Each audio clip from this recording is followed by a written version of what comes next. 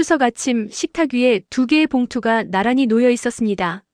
하나는 손에 잡히자 묵직하고 불룩하게 부풀어 있었고 다른 하나는 바람만 스쳐도 휘청거릴 만큼 가벼웠습니다.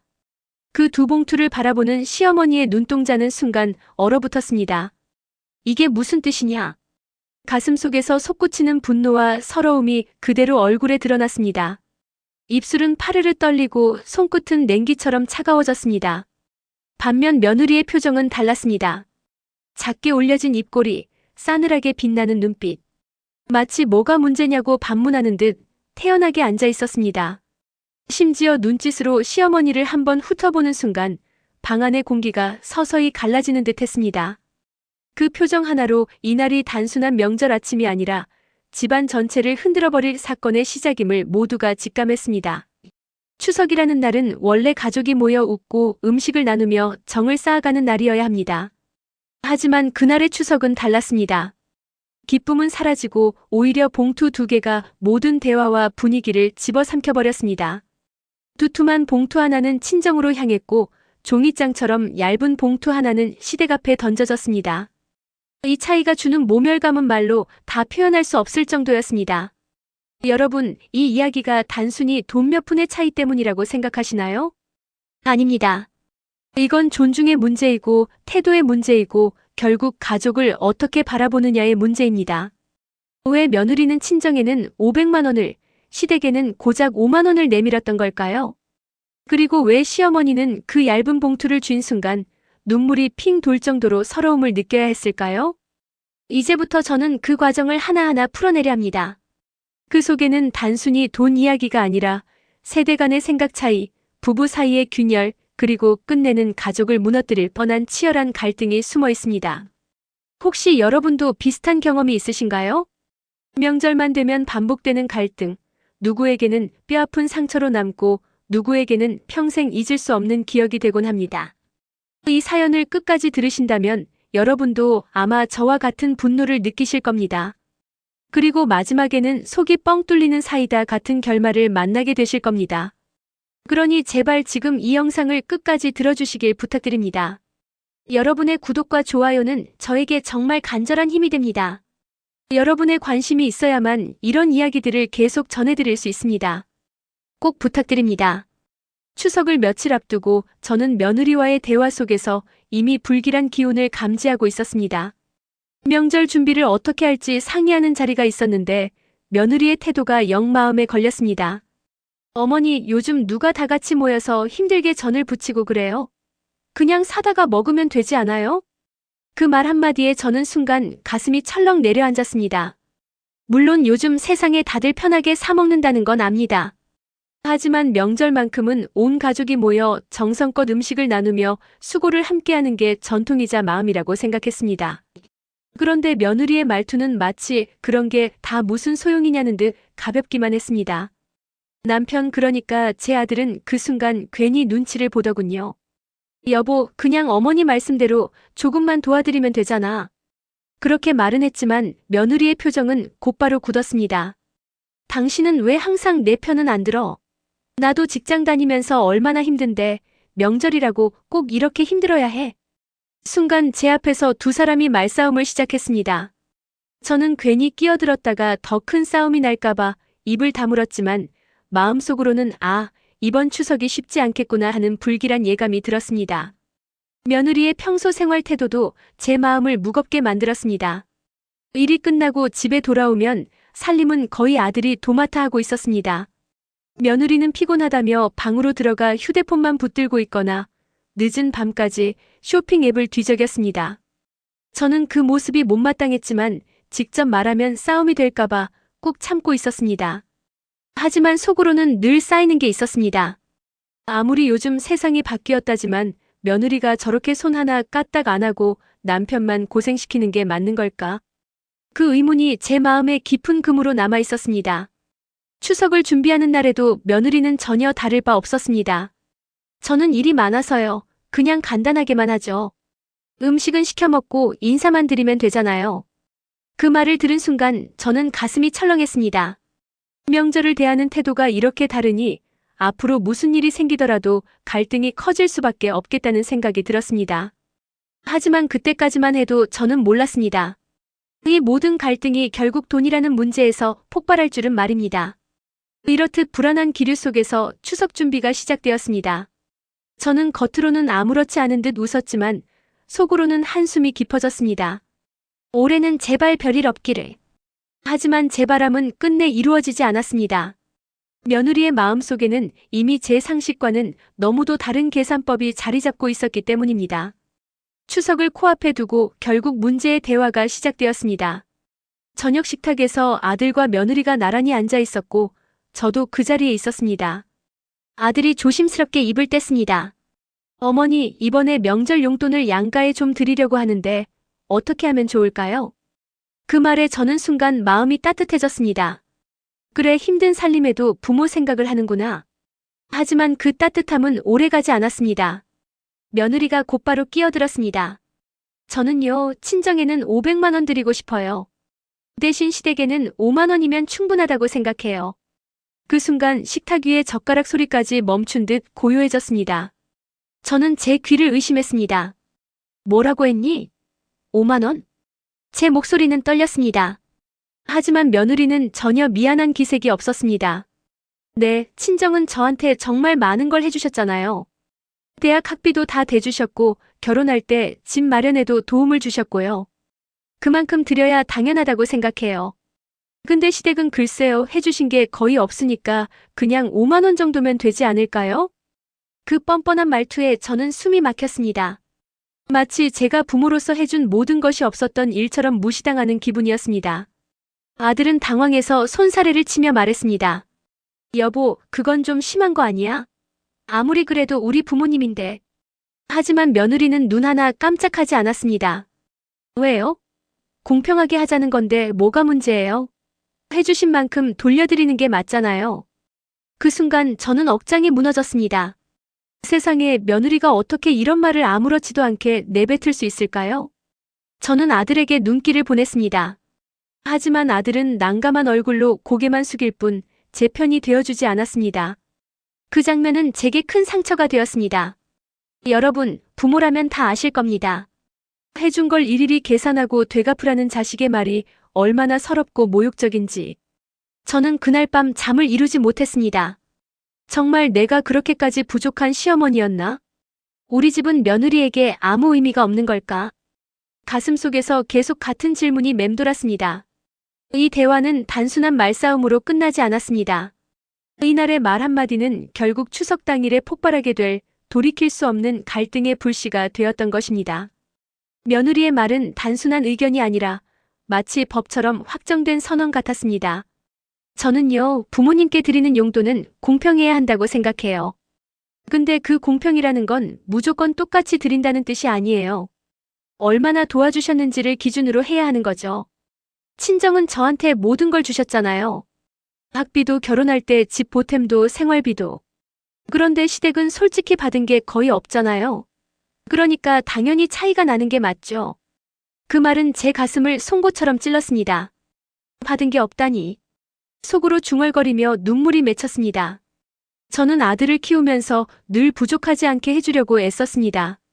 등록금이 모자라면 새벽부터 부업을 나갔고 결혼할 때는 작은 돈이라도 보태주려고 몇 년간 생활비를 아끼며 모았습니다. 그런데 며느리의 입에서는 아무것도 받은 게 없다는 말이 그렇게 쉽게 튀어나왔습니다. 저는 마음을 가다듬고 조심스럽게 물었습니다. 얘야, 내가 그렇게 생각하는 건 알겠다만 우리도 나름대로 최선을 다했단다. 내가 모르는 부분도 많을 거야.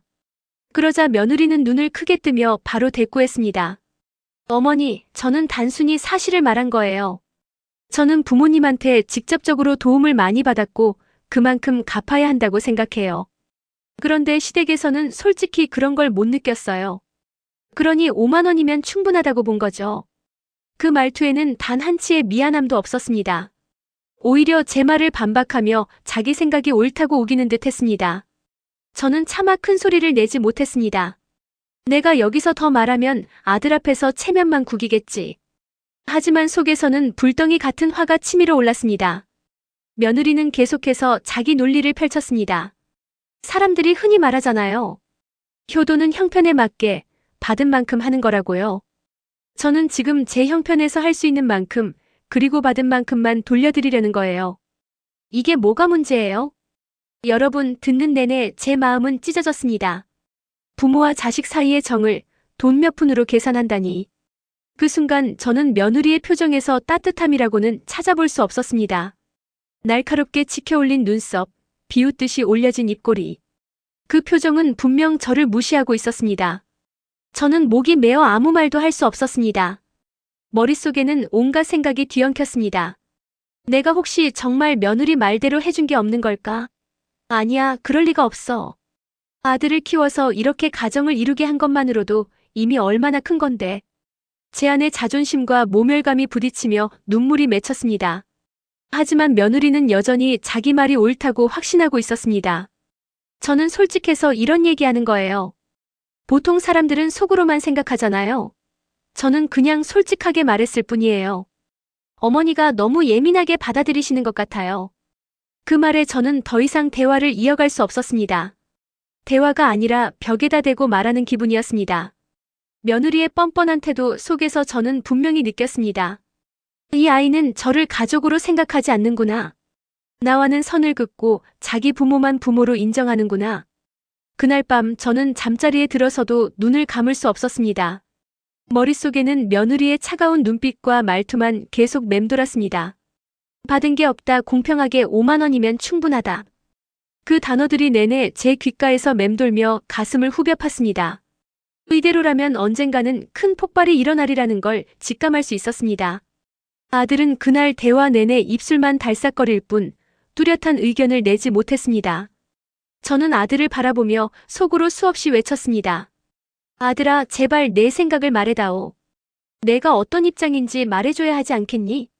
하지만 아들은 고개만 숙인 채 젓가락으로 밥알만 굴리고 있었습니다. 한참이 지나서야 아들이 조심스레 입을 열었습니다. 엄마, 나도 솔직히 좀 당황스럽긴 해. 그런데 요즘 세상은 예전이랑 많이 다르잖아.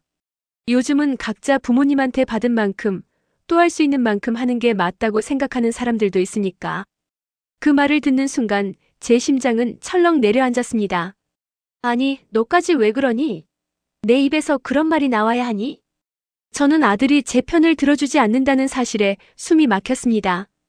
부모의 마음이 이렇게 허무하게 무너질 수 있구나 싶었습니다. 그러자 며느리가 곧바로 웃으며 말을 이어갔습니다. 꺼봐요, 당신도 이해하잖아. 내가 틀린 게 아니라고요. 어머니가 너무 감정적으로만 생각하시니까 문제인 거예요. 지금은 효도도 합리적으로 해야 해요. 무조건 많이 드리는 게 효도가 아니에요. 아들은 난감한 듯 고개를 숙였지만 그 어떤 반박도 하지 않았습니다. 저는 그 모습에 더 큰 실망을 느꼈습니다. 내가 평생 키운 아들이 내 편이 되어주지 않다니. 며느리 말이 옳다며 고개를 끄덕이다니. 그 배신감은 너무도 깊었습니다. 아들은 사실 마음속으로 갈등하고 있었을 겁니다. 저를 보며 안쓰러워하면서도 아내의 눈치를 보느라 선뜻 나서지 못했겠지요. 하지만 그 무기력함은 오히려 저를 더 아프게 했습니다. 차라리 며느리처럼 노골적으로 말했더라면 덜 상처받았을지도 모릅니다. 아들이 침묵으로 일관하는 동안 저는 스스로 점점 더 외톨이가 되어가는 기분이었습니다. 그날 이후 아들의 태도는 더욱 조심스러워졌습니다. 저와 며느리 사이에 앉아있으면 그는 항상 웃음을 애써 짓거나 다른 화제로 얼버무리기 일쑤였습니다. 엄마, 그냥 넘어가요. 괜히 큰 소리 내면 더 힘들어져요. 그 말은 저를 더욱 서럽게 만들었습니다. 왜 제가, 부모인 제가 며느리의 눈치를 보며 입을 다물어야 합니까? 아들의 무기력한 태도는 결국 며느리에게 힘을 실어주는 꼴이 되고 말았습니다. 며느리는 점점 더 당당해졌고 아들은 점점 더 작아졌습니다. 그리고 저는 점점 더 외로워졌습니다. 집안의 균형이 무너지고 있다는 사실을 저는 뼈저리게 느끼고 있었습니다. 명절은 아직 시작도 안 했는데 제 마음은 이미 무너지고 있었습니다. 이번 추석 반드시 무슨 일이 터지고 말겠구나. 저는 그렇게 예감했습니다. 하지만 동시에 아들을 생각하면 차마 목소리를 높이지 못했습니다. 아들이 받을 상처가 너무 두려웠기 때문입니다. 그렇게 폭풍은 잠시 고요 속에 잠겨 있었지만 결국 추석 당일에 모든 것이 폭발하고 말았습니다.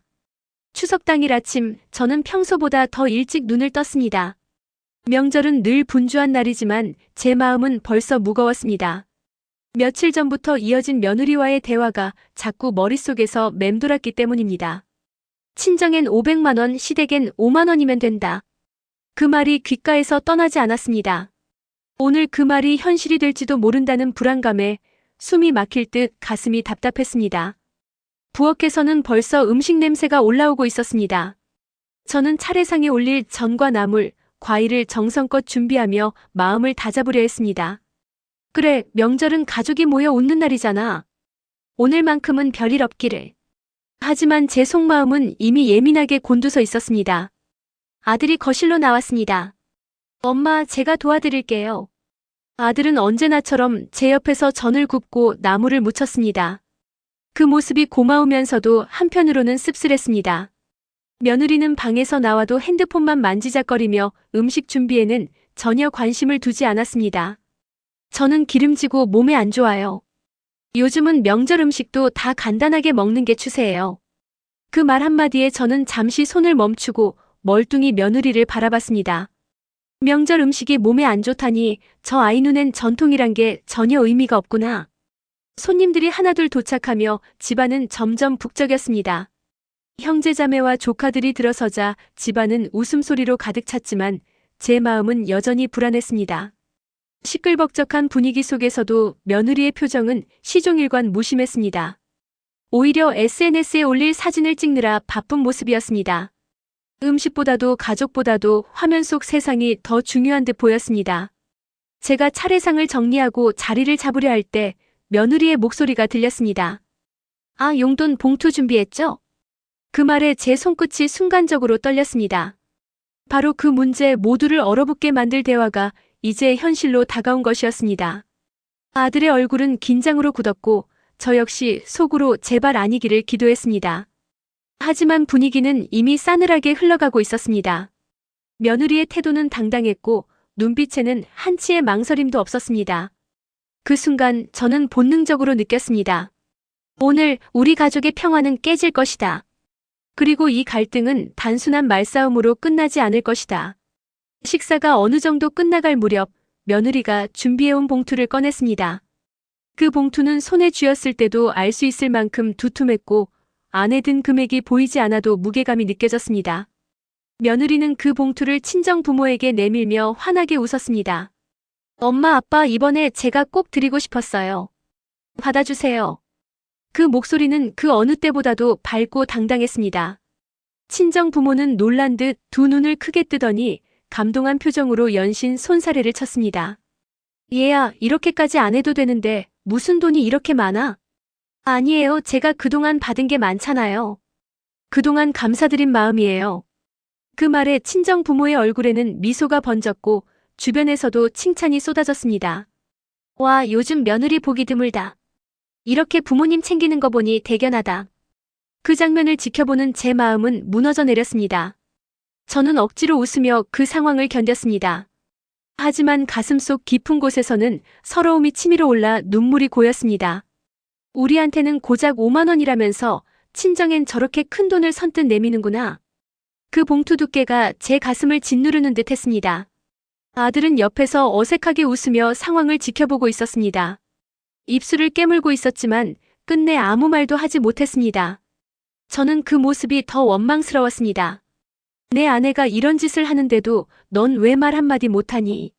내가 나서주지 않으니 내가 이렇게 서러움을 삼키고 있는 거 아니냐? 그때 며느리가 제 쪽을 흘끗 바라보며 말했습니다. 어머니, 저희도 준비한 게 있긴 해요.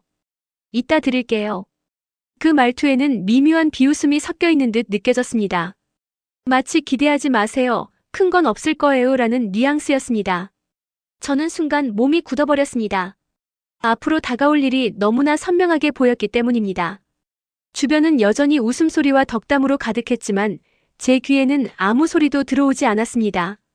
저는 오직 며느리의 두툼한 봉투와 환하게 웃는 얼굴만 바라보고 있었습니다. 그 장면은 제 가슴에 지울 수 없는 상처로 새겨졌습니다. 그리고 저는 속으로 되뇌었습니다. 이제 곧 진짜 폭풍이 몰아칠 거다. 시간이 흘러 차례가 끝나고 친척들이 다 같이 모여 앉아 이야기꽃을 피우던 중이었습니다.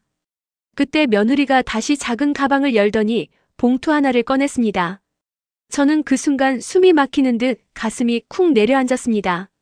이미 친정 부모에게 두툼한 봉투를 내밀던 장면을 보았기에 제게 건네질 봉투가 얼마나 초라할지 직감했기 때문입니다. 며느리는 어색하지도 않은 표정으로 제 앞에 그 봉투를 내밀었습니다. 어머니, 이건 저희가 준비한 작은 성이에요. 그 말과 함께 내민 봉투는 손에 잡자마자 그 두께가 확연히 느껴졌습니다. 불룩하던 친정 봉투와 달리 너무나 가벼워 바람에도 휘청거릴 정도였습니다. 제 손끝은 차갑게 식어 내려갔고 얼굴은 점점 굳어갔습니다. 주변 친척들의 시선이 제게 쏠렸습니다. 저도 모르게 억지 미소를 지으며 봉투를 받았습니다. 그래, 고맙다. 이런 거 안 해도 되는데. 입으로는 그렇게 말했지만 속으로는 눈물이 치밀어 올랐습니다. 고작 5만 원, 이게 내 자식한테서 받을 수 있는 정성의 전부란 말인가. 그 순간 며느리의 눈빛을 스쳤습니다. 그 눈빛은 이 정도면 충분하잖아요. 하고 말하는 듯 했습니다. 마치 아무 잘못이 없다는 듯 오히려 당당하게 제게 시선을 맞추고 있었습니다.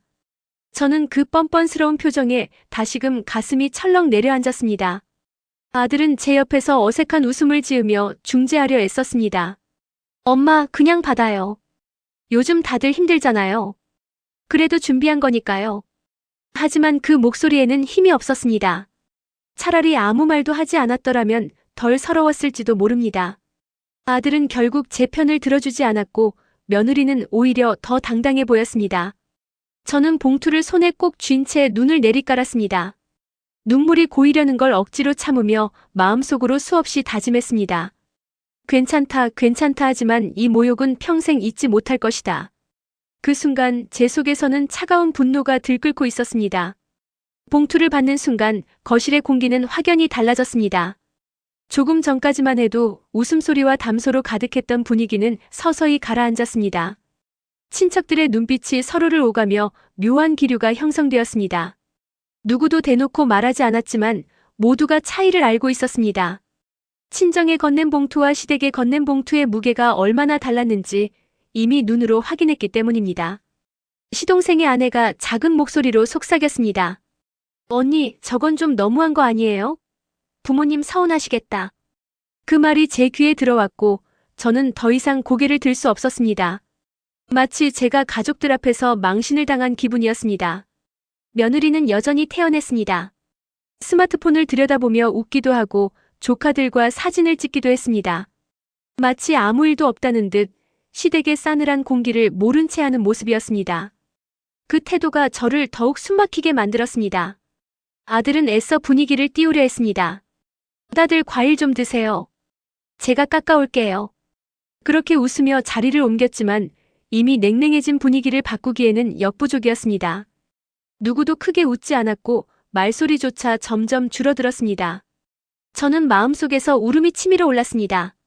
내가 이렇게까지 모욕을 받아야 하나? 부모가 자식에게 이런 서러움을 느껴야 하나?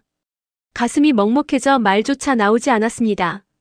눈치 빠른 친척들은 일부러 다른 화제를 꺼내며 분위기를 돌리려 했지만 이미 깨진 마음은 쉽게 회복되지 않았습니다.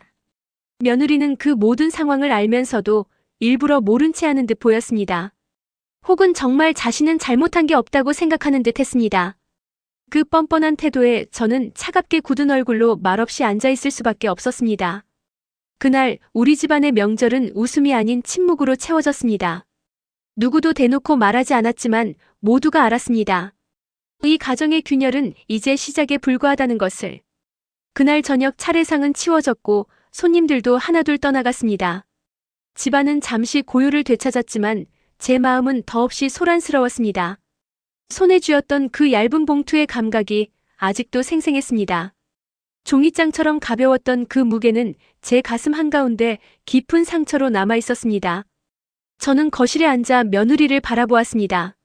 며느리는 아무렇지도 않게 과일을 먹으며 웃고 있었습니다. 아들과 대화를 나누며 가끔은 휴대폰으로 사진을 찍기도 했습니다. 그 모습이 어찌나 태연하고 당당해 보이던지 제 속에서 울컥 치밀어 오르는 화를 억누르기가 힘들었습니다. 저 아이는 지금 자신이 무슨 짓을 했는지 알기나 할까? 아니, 알면서도 저렇게 당당한 걸까? 제 가슴 속에서는 두 개의 목소리가 끊임없이 싸우고 있었습니다. 이대로는 안 된다. 분명히 따져야 한다. 또 다른 목소리는 말했습니다. 아니다. 그냥 넘어가자. 괜히 말 꺼냈다가 아들만 곤란해진다. 저는 그 자리에서 수없이 입을 열었다가 다물었습니다. 한 번은 얘야, 내가 한 건 너무 서운하다라고 말할 뻔했고, 또 한 번은 우리가 너한테 아무것도 안 해줬다고 생각하니? 라고 따져 물을 뻔했습니다. 하지만 그때마다 제 눈에 아들의 얼굴이 떠올랐습니다. 아들이 난감해하며 어쩔 줄 몰라 하던 모습이 자꾸만 제 발목을 붙잡았습니다. 내가 말을 꺼내면 아들이 또 중간에서 끼어 고생하겠지. 며느리 눈치 보느라 힘들겠지. 내가 괜히 나선다고 달라질 것도 없을 텐데. 그 생각에 목까지 차오른 말들을 억지로 삼켰습니다. 눈물이 울컥 치밀어 올라와도 꾹 참았습니다. 하지만 속으로는 끊임없이 질문이 이어졌습니다. 정말 우리가 며느리에게 아무것도 해주지 않은 걸까? 아니야, 아들 결혼할 때도 도와줬잖아. 대출 대신 갚아준 돈도 있고 신혼살림도 챙겨줬잖아. 그런데 어째서 저 아이 입에서는 받은 게 없다고 나올까? 생각하면 할수록 억울했고 서러웠습니다. 며느리는 여전히 웃고 떠들었지만 저는 그 웃음이 마치 조롱처럼 들렸습니다. 저희는요, 공평하게 하자는 거예요. 며칠 전 며느리가 했던 말이 다시 귓가를 때렸습니다. 공평? 공평이라는 게 이렇게 잔인한 말이었구나. 저는 마음속으로 그렇게 중얼거렸습니다. 밤이 깊어가면서 손님들은 모두 돌아갔습니다. 거실에는 저와 아들, 며느리만 남았습니다. 아들은 괜히 분위기를 풀어보려고 TV를 켰지만 제 귀에는 아무 소리도 들어오지 않았습니다. 저는 손끝으로 얇은 봉투를 만지작거리며 그 속에 5만 원을 떠올렸습니다. 그 돈이 문제라기보다 그 돈이 담고 있는 무시와 차별이 제 가슴을 파고들었습니다. 내가 이대로 참는 게 맞는 걸까? 아니면 이제는 말을 해야 하는 걸까? 저는 수없이 고민했습니다. 하지만 아들을 생각하면 다시 마음이 무너졌습니다. 그동안 잘 커준 아들이 고생하며 살아온 아들이 괜히 이 일로 더 힘들어질까봐. 그래서 저는 또다시 입을 다물었습니다. 그러나 여러분, 사람의 마음은 돌덩이가 아닙니다. 참고 또 참다 보면 결국 무너지는 순간이 오고야 맙니다. 저는 그날 밤 제 안에서 이미 폭풍이 몰아치고 있다는 걸 똑똑히 느꼈습니다. 겉으로는 아무 말하지 않았지만 제 가슴속 분노는 이미 한계에 다다라 있었습니다. 그리고 저는 직감했습니다. 곧 이 집안에는 큰 소리가 터져 나올 것이다. 그날이 머지않았음을 저는 누구보다도 잘 알고 있었습니다. 결국 그날 밤 참아왔던 말이 제 입에서 터져 나오고 말았습니다. 온종일 마음속에 쌓이고 쌓였던 서러움과 분노가 더는 억눌러지지 않았습니다. 저는 거실 한켠에 앉아 며느리를 똑바로 바라보며 입을 열었습니다. 얘야, 너 아까 봉투 내밀 때 표정, 내가 다 봤다. 내 친정에는 그렇게 두툼하게 챙겨주면서 우리 집에는 고작 5만 원 내미는 게 그리 당당한 일이더냐? 순간 거실의 공기가 얼어붙었습니다. 아들은 깜짝 놀라 제 쪽을 바라봤고 며느리는 잠시 고개를 갸웃하며 당황하는 듯 하더니 곧바로 표정을 고쳐잡았습니다. 그리고는 차갑게 웃으며 이렇게 대답했습니다. 어머니, 제가 뭐 잘못한 게 있나요? 전 그냥 솔직했을 뿐이에요. 친정은 저한테 많은 걸 주셨으니까 당연히 그만큼 드린 거고 시대금 받은 게 없으니까 5만 원이면 충분하다고 생각한 거예요. 그게 왜 문제가 되죠? 그 뻔뻔한 말투에 제 안의 분노가 폭발했습니다. 뭐라고? 우리가 아무것도 해준 게 없다고. 내가 시집 올 때 대출 갚아준 돈은 뭐고 신혼집 들어갈 때 챙겨준 살림살이는 다 뭐였니? 내가 기억하지 못한다고 없는 일이 되니? 부모 마음이 돈으로 따져지는 거니? 제 목소리는 떨렸고 눈에서는 눈물이 터져 나왔습니다. 그동안 쌓여있던 울분이 한꺼번에 터져 나오자 제 몸도 덜덜 떨렸습니다. 아들은 급히 일어나 저를 진정시키려 했습니다. 엄마, 그만하세요. 괜히 더 싸움만 커져요. 하지만 저는 멈출 수 없었습니다. 이건 단순한 돈 문제가 아니라 제 존재 자체를 부정당한 모욕이었기 때문입니다. 며느리는 한 발짝도 물러서지 않았습니다. 오히려 더 큰 소리로 맞받아쳤습니다. 어머니, 지금 말씀하시는 거야말로 다 옛날 사고방식이에요. 저는 단지 합리적으로 말한 건데 왜 이렇게 예민하게 받아들이세요? 제가 드린 5만 원도 성이라고요. 그걸 왜 모욕이라고 받아들이세요? 그 말에 제 가슴은 미어졌습니다. 성이라니, 성이라니. 5만 원을 내밀며 성이라고 말하는 며느리의 얼굴이 제 눈앞에서 더 크게 다가왔습니다. 그 순간 저는 참지 못하고 외쳤습니다. 내 부모만 부모고 우리는 뭐 남이더냐? 내가 그렇게 말할 줄은 정말 몰랐다. 나는 내가 우리 가족이 되었다고 생각했는데 너한테 우리는 남보다 못한 존재였구나. 제 울부짖음에 거실이 쩌렁 울렸습니다. 아들은 제 팔을 붙잡고 애써 달래려 했지만 이미 제 감정은 걷잡을 수 없었습니다. 저는 그동안 쌓인 눈물과 함께 모든 서러움을 토해내듯 울부짖었습니다. 며느리는 눈을 치켜뜨고 말했습니다. 어머니, 저도 사람인데요. 저도 제 부모님께 효도하고 싶은 마음이 있는데 왜 그걸 이해 못하세요? 왜 항상 시댁이 우선이어야 하죠? 저는 이제 제 방식대로 하겠어요. 그 순간 저는 더는 말이 나오지 않았습니다. 도저히 이 간극을 메울 수 없다는 절망이 몰려왔습니다. 아들의 얼굴은 하얗게 질렸고 집안의 공기는 살을 애는 듯 차가워졌습니다. 그날 밤 우리 가족은 더 이상 예전으로 돌아갈 수 없다는 걸 모두가 느꼈습니다. 저는 서러움에 잠을 이루지 못했고 아들은 방에서 한숨만 내쉬었으며 며느리는 여전히 당당한 얼굴로 밤을 보냈습니다. 갈등은 마침내 폭발했고 이제 이 싸움은 되돌릴 수 없는 길로 들어서고 있었습니다. 제 울부짖음이 끝나자 거실에는 순간 정적이 흘렀습니다. 하지만 그 정적은 오래가지 않았습니다. 며느리는 잠시 눈을 내리깔더니 이내 고개를 들고 단단한 눈빛으로 저를 바라보았습니다. 그리고는 조금도 흔들림 없는 목소리로 말했습니다. 어머니, 전 그냥 솔직하게 말씀드린 거예요. 요즘 세상은요, 부모님이라고 해서 무조건 많이 드려야 하는 게 아니에요. 받은 게 있으면 돌려드리고 없는 건 없는 대로 하는 게 맞다고 생각해요. 이게 뭐가 잘못됐나요? 그 말은 저를 또다시 무너뜨렸습니다. 없는 건 없는 대로? 그럼 우리 가족은 며느리 눈에 없는 존재란 말인가? 내가 흘린 땀과 눈물은 그저 의미 없는 일이었단 말인가? 서러운 마음이 가슴을 파고들었습니다. 며느리는 말을 멈추지 않았습니다. 저는요, 효도라는 걸 다르게 봐요. 그냥 무조건 많이 주고 무조건 맞추는 게 효도가 아니라고 생각해요. 저한테는 제 부모님이 제일 큰 존재예요. 저를 대학 보내주시고 직장 가질 수 있게 도와주셨고 결혼할 때도 집을 마련해 주셨으니까요. 저는 그걸 갖고 싶은 거예요. 그런데 시댁은 솔직히 제가 받은 게 없잖아요. 그럼 제가 어떻게 똑같이 대접할 수 있겠어요? 그 말이 끝나자 저는 숨이 막히는 것 같았습니다. 저는 평생을 아들 뒷바라지하며 살아왔습니다. 그 아들을 키워 며느리와 결혼시킨 것도 결국 제 몫이었는데 그것이 며느리 눈에는 아무런 가치도 없는 일이 되어버린 것입니다. 내가 해준 건 다 사라지고 내 부모가 해준 것만 남는구나. 제 속에서 뜨거운 눈물이 솟구쳤습니다. 아들이 중간에서 겨우 한마디 거들었습니다. 여보, 그래도 그렇게까지 말할 건 아니잖아. 우리 부모님도 나 키우느라 얼마나 고생하셨는데. 그러자 며느리는 아들을 향해 날카로운 눈빛을 보냈습니다. 당신은 항상 저를 이해해주지 않아요. 전제 부모님께 효도하는 게 왜 잘못됐는지 모르겠어요. 요즘 우리 세대는요, 옛날처럼 무조건 시댁에 맞추고 희생하는 게 당연하다고 생각하지 않아요. 각자 자기 삶을 존중하고 자기 부모 챙기는 게 우선이에요. 그 목소리에는 분명 세대 차이를 강조하는 뉘앙스가 담겨 있었습니다. 저를 향해서는 구시대적이다라고, 아들을 향해서는 너는 왜 나를 이해 못하냐라고 외치는 듯 했습니다. 저는 순간 말문이 막혔습니다. 무엇이 옳고 그른지를 따지기보다 며느리와 저 사이에는 아예 다른 세계가 존재하는 것 같았습니다. 어머니, 저는 위선 떨고 싶지 않아요. 마음에도 없는 돈 들이면서 좋은 척하고 싶지 않다고요. 차라리 이렇게 솔직하게 하는 게 낫잖아요.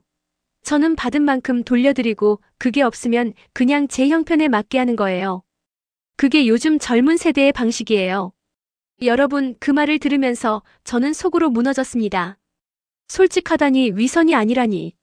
며느리 입장에서는 당당함일지 몰라도 제게는 철저한 배척과 모욕이었습니다. 저는 도저히 그 논리를 이해할 수 없었습니다. 부모와 자식 사이의 관계를 이렇게 장부처럼 계산하는 게 과연 효도일까요? 아들은 다시 한번 중재하려 했습니다. 여보, 엄마 말씀도 좀 들어. 부모님 입장에서 얼마나 서운하시겠어. 하지만 며느리는 손을 내저으며 단호히 말했습니다. 아니에요. 전 틀린 말한 거 없어요. 우리 세대는 부모님이라고 해서 무조건 희생하지 않아요. 어머니가 서운하시더라도 저는 제 방식대로 할 겁니다. 그 순간 저는 깨달았습니다. 이 아이와 나는 같은 세상을 살고 있는 것 같아도 사실은 전혀 다른 세계에 살고 있구나. 제가 믿어왔던 효도, 제가 지켜왔던 전통, 제가 살아온 방식은 며느리에게 아무런 의미가 없는 것이었습니다. 그저 낡은 사고방식, 고리타분한 옛날식일 뿐이었습니다. 그리고 저는 직감했습니다. 이 갈등은 단순히 돈의 문제가 아니라 세대 차이에서 비롯된 깊은 골이라는 것을. 며느리는 자신이 옳다고 믿고 있었고 저는 그 태도 속에서 더 큰 모욕을 느끼고 있었습니다. 이 간극은 이제 누가 어떻게 메워야 할까요? 그날 밤 제 가슴은 미어졌고 저는 끝내 대답을 찾지 못했습니다. 며느리의 말이 끝났을 때 거실은 숨조차 크게 쉬기 어려운 긴장 속에 잠겨 있었습니다.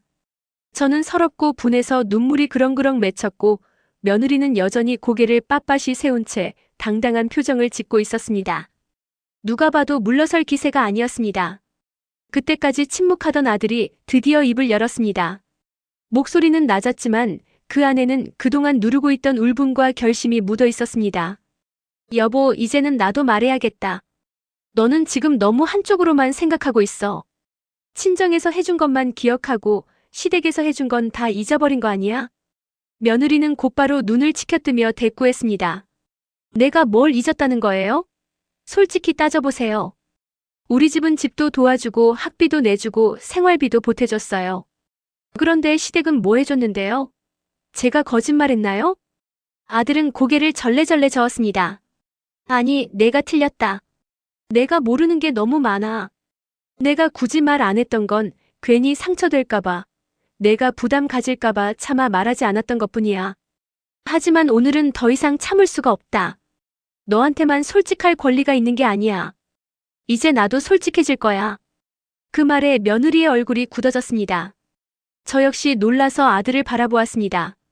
평소라면 늘 조심스럽고 중간에서 애써 분위기를 맞추던 아들이었습니다. 그런데 오늘은 달랐습니다. 눈빛이 단단했고 목소리는 흔들림이 없었습니다. 너는 내 부모님이 해준 것만 기억하지, 내가 살던 집안에서 무슨 일이 있었는지는 기억하지도 못하잖아. 내가 우리 집 형편을 직접 겪은 것도 아니고 내가 어떤 도움을 받았는지 알려고 하지도 않았잖아. 그런데 어떻게 그렇게 쉽게 시댁은 아무것도 안 해줬다고 단정할 수 있니? 며느리는 순간 말문이 막힌 듯 입술만 달싹거렸습니다. 하지만 곧바로 강하게 맞섰습니다. 그럼 말해보세요. 제가 모른다는 그 도움이라는 게 대체 뭐예요? 저는 아예 기억이 없는데요. 아들의 눈빛이 날카롭게 빛났습니다. 좋아. 그렇다면 내가 다 말해주지. 내가 모르고 있던 것, 내가 잊고 있던 것, 내가 오늘 다 이야기할 거야. 그래야 내가 진짜로 공평하다는 게 뭔지 알 수 있을 테니까. 그 순간 거실의 공기는 달라졌습니다. 며느리의 당당함은 잠시 흔들렸고 저는 가슴 깊은 곳에서 묘한 기대가 피어올랐습니다. 아들이 드디어 내 마음을 알아주려나? 오늘은 정말 내 편이 되어주려나? 아들의 목소리는 단호했습니다. 지금부터 내가 하나하나 말할 테니까 제발 잘 들어. 그리고 다시 생각해봐. 내가 말한 공평이 정말 공평한 건지 아니면 내 편의적인 변명일 뿐인지. 그 말에 며느리는 살짝 긴장한 기색을 보였지만 여전히 억지를 놓지 않았습니다. 좋아요. 그럼 들어보죠. 정말 제가 잘못 알고 있는 건지. 아들은 고개를 끄덕이며 숨을 고르고는 마치 오래 준비한 증거를 꺼내듯 차분히 말을 이어갈 준비를 했습니다. 저는 그 모습을 보며 눈물이 다시 맺혔습니다. 이번에는 서러움의 눈물이 아니라 오랜만에 느끼는 안도와 기대가 뒤섞인 눈물이었습니다. 그래, 내 아들이구나. 이제야 내가 제 목소리가 되어주는구나. 그날 밤 저는 직감했습니다. 이제 곧 며느리가 감당할 수 없는 진실이 드러날 것이고 그때야말로 진짜 사이다 같은 반전이 시작될 것임을. 아들은 깊게 숨을 내쉬고 마치 오랫동안 참아왔던 이야기를 이제는 더는 미룰 수 없다는 듯 차분히 입을 열었습니다. 목소리는 낮았지만 단단했고 방 안의 모든 시선은 그에게로 향했습니다. 좋아, 내가 그렇게 말했으니 이제 내가 다 말할게. 내가 시댁은 아무것도 안 해줬다고 했지? 그게 얼마나 틀린 말인지 오늘은 제대로 알아야 해. 며느리의 표정이 순간 굳어졌습니다. 아들은 하나씩 손가락을 접으며 기억을 꺼냈습니다. 첫째, 우리 결혼할 때 대출 갚아준 거. 내가 알기나 하니? 결혼식 끝나고 우리가 새집 들어갈 때 대출이 발목 잡을까봐 부모님이 몰래 대신 갚아주신 거야. 그 돈 수천만 원이었다. 내 친정에서 보태준 집값만큼은 아니어도 우리 부부가 시작부터 숨통 틀 수 있었던 이유는 바로 부모님 덕분이야. 며느리의 눈이 휘둥그레졌습니다. 그러나 아들은 멈추지 않았습니다. 둘째, 내가 신혼 살림 차릴 때 기억 안 나? 냉장고, 세탁기, 침대까지. 다 누가 해준 줄 아니? 그거 부모님이 아낌없이 챙겨주신 거야. 너는 당연한 줄 알았겠지만 그게 다 돈이고 마음이야. 그걸 안 해줬다고 말할 수 있니? 며느리의 입술이 파르르 떨렸습니다. 저는 옆에서 그 말을 들으며 가슴이 벅차올랐습니다. 그래, 이게 사실이다. 내가 해준 게 분명히 있었지. 이제야 내 아들이 내 마음을 대신 말해주는구나. 아들은 더 단호해졌습니다. 셋째, 내가 사업 준비하다 힘들었을 때 누가 생활비를 보태줬는지 알아? 내가 모를까봐 일부러 말 안 했던 건데 부모님이 몇 달 동안 몰래 생활비 챙겨주셨어. 내가 그때 걱정 없이 회사 다닐 수 있었던 것도 다 그 덕분이야. 며느리는 얼굴이 점점 창백해졌습니다. 하지만 아들은 멈추지 않았습니다. 오히려 그 순간이 기다렸다는 듯 오랫동안 눌러온 말들을 쏟아냈습니다. 넷째, 우리가 아이 낳고 힘들어할 때 누가 도와주셨는지 알아? 친정엄마도 오셨지만 우리 엄마는 내가 불편할까봐 조심스레 오셔서 청소해주고 밥해주고 살림 챙겨주셨어. 내 눈에는 그게 아무 의미 없었겠지만 나는 다 봤어. 그게 아무것도 아니라고. 넌 정말 그렇게 생각하니? 며느리는 이제 아무 말도 하지 못했습니다. 눈동자가 흔들리고 손끝은 미세하게 떨렸습니다. 하지만 아들은 마지막까지 말을 이어갔습니다. 다섯째, 지금 내가 말하는 공평이란 게 도대체 뭐니? 받은 만큼 돌려주겠다. 그럼 계산 제대로 해보자. 우리 집이 해준 것까지 다 포함해서 따져보자.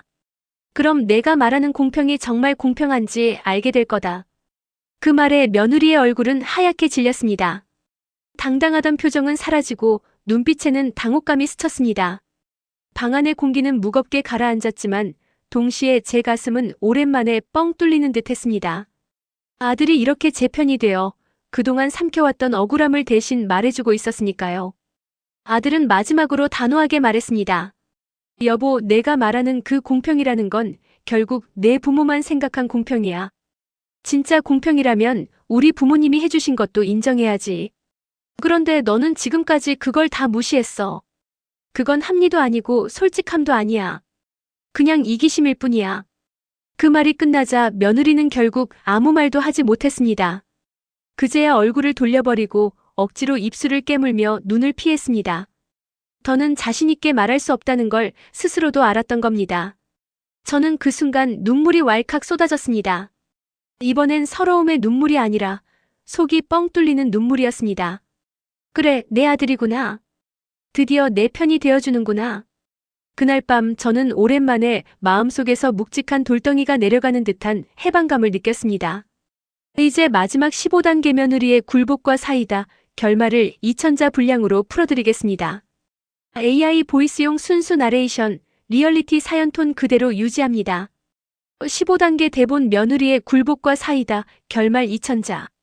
아들의 목소리가 단호하게 울려 퍼진 뒤 거실은 다시 정적에 잠겼습니다. 잠시 동안 아무도 말을 하지 않았습니다. 저는 눈물이 얼굴을 타고 흘러내렸고 며느리는 고개를 푹 숙인 채 입술만 달싹거리고 있었습니다. 그동안 자신만만하게 당당했던 표정은 온데간데 없었고 처음으로 불안과 당혹감이 그 얼굴 위에 드러났습니다. 아들은 며느리를 똑바로 바라보며 다시 말했습니다. 여보, 이제 알겠지?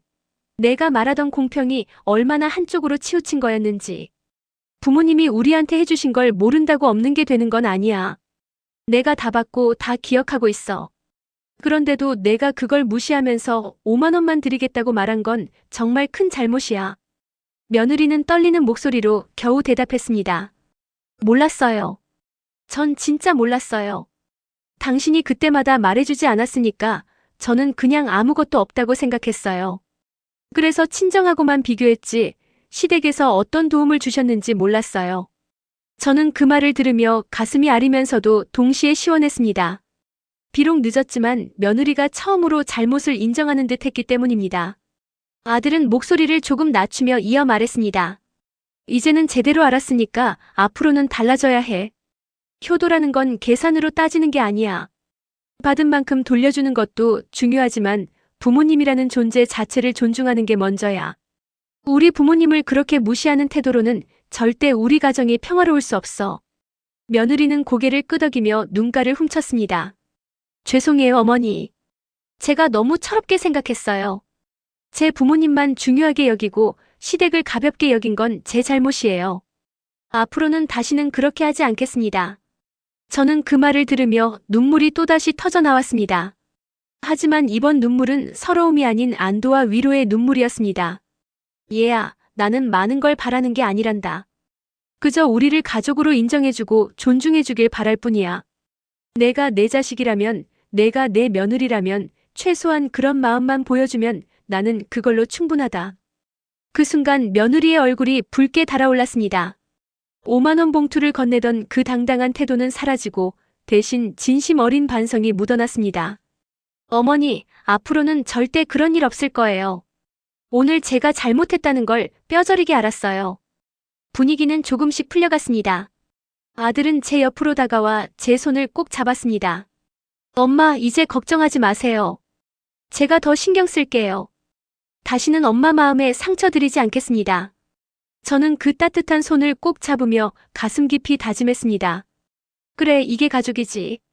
내가 원한 건 거창한 것도 돈도 아니었다. 그저 가족으로서 존중받고 싶었던 것뿐이야. 그날 밤 집안에는 다시 따뜻한 공기가 감돌기 시작했습니다. 며느리는 조심스러운 태도로 제 앞에 앉아 다시 한번 죄송하다라고 말했고 저는 고개를 끄덕이며 그 손을 잡아주었습니다. 여러분, 저는 그날을 통해 깨달았습니다. 가족 간의 갈등은 결국 대화와 진실 앞에서 무너질 수밖에 없다는 것을. 계산과 비교가 아니라 진심과 존중이 있어야만 진짜 가족이 될 수 있다는 것을 말입니다. 혹시 지금 이 이야기를 듣고 계신 분들 중에서도 명절마다 서운한 마음을 안고 계신 분들이 있을 겁니다. 하지만 언젠가 용기를 내어 진심을 털어놓는다면 분명 사이다 같은 결말을 맞을 수도 있을 겁니다.